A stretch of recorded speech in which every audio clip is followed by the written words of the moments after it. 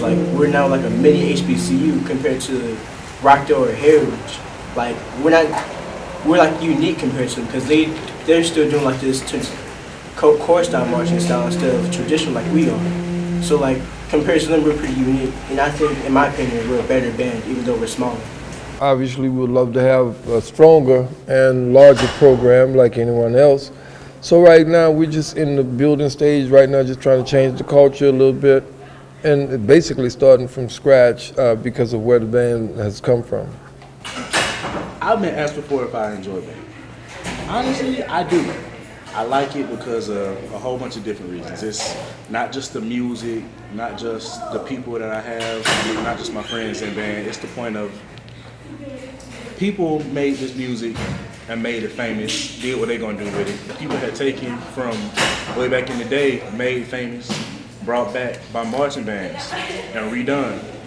And when they redid it, it was just like, oh man, I'm listening to this however many years later and everybody still love it.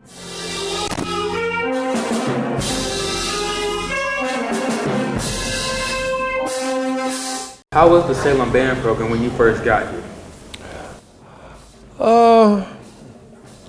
Probably unproven, probably just needing some guidance, that's all. I mean, talent was here, just, and I guess that's the one we look at, just a misguided talent. When I first got to Salem, the band program was a little bit bigger.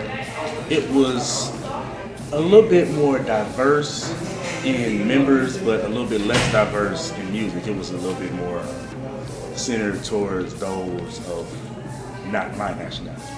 We're getting a little bit more diverse with the music, getting a little bit more old school, getting a little bit new school, doing a little bit of everything. Well, you have to take that in a different text. If I'd been here a couple of years, we could talk about progress over a period of time.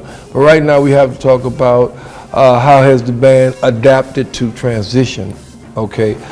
With that being said, very well. I mean, it's like it was an anticipation, and now that it's here, everybody's into it.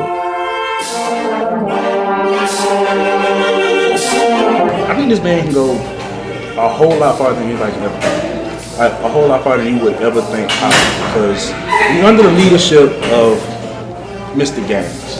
This man came from New Orleans to Georgia to teach us.